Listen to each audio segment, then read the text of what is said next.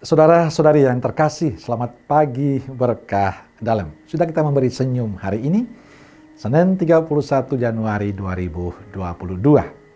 Salam sukacita untuk kita semua.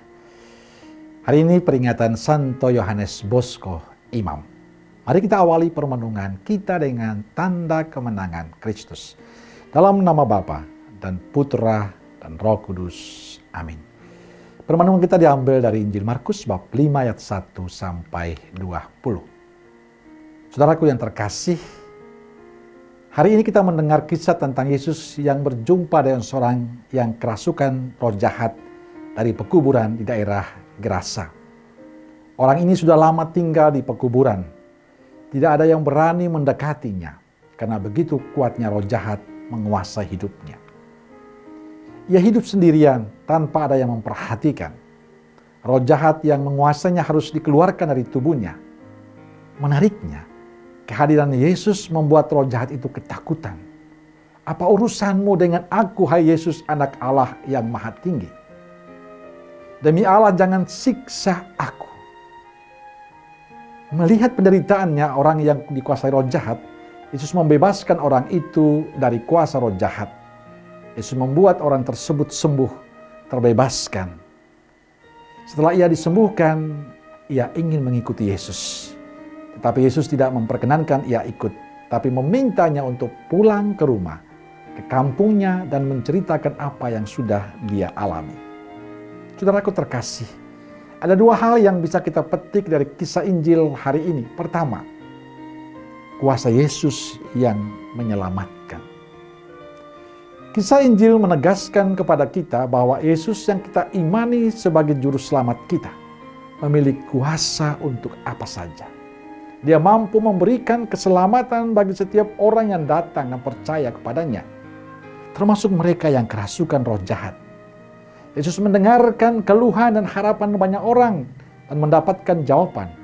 Mereka dipulihkan, mereka disembuhkan, mereka dimerdekakan oleh Yesus. Semuanya karena percaya pada kuasa Yesus. Lalu bagaimana dengan kita? Apakah kita memiliki iman seperti orang yang dibebaskan Yesus dari kekuatan roh jahat? Apakah dalam segala perjalanan hidup ini, Yesus menjadi andalan hidup kita? Yang kedua, pesan Yesus pada orang yang baru dipulihkan, pulanglah ke rumah, ke kampungmu dan berilah kesaksian tentang apa yang dia alami bersama Yesus. Orang itu diminta untuk menunjukkan betapa kuasa Allah mengubah hidupnya menjadi hidup yang baru, hidup yang diberkati oleh Tuhan.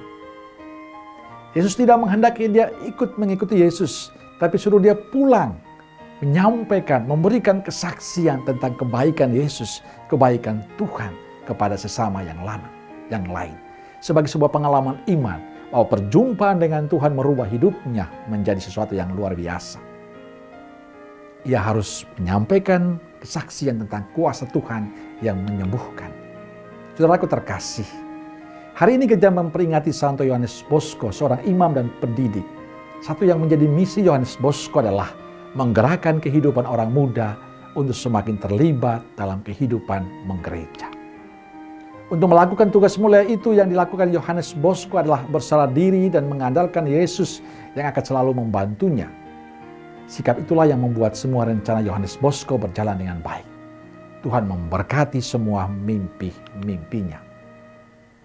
Saudaraku terkasih, hidup ini adalah sebuah kesempatan bagi kita. Kesempatan kita untuk menunjukkan, merasakan, mengalami kasih dan berkat dari Tuhan.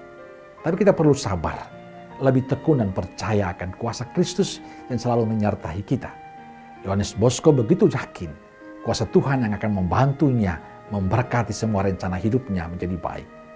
Orang yang kerasukan roh jahat begitu sabar datang dan percaya kepada Yesus, bahwa kuasa Yesus bisa membantu dia, menyembuhkan dia. Dan saya yakin kuasa itu juga dialami oleh kita.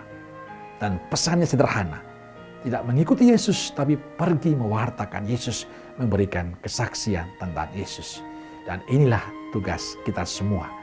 Semoga kita semakin percaya pada Tuhan, bahwa Dia punya kuasa untuk membebaskan kita, memulihkan kita, menyembuhkan kita, memberkati sebuah pekerjaan kita, dan sekaligus mengingatkan kita untuk pergi memberikan kesaksian tentang Allah yang baik itu.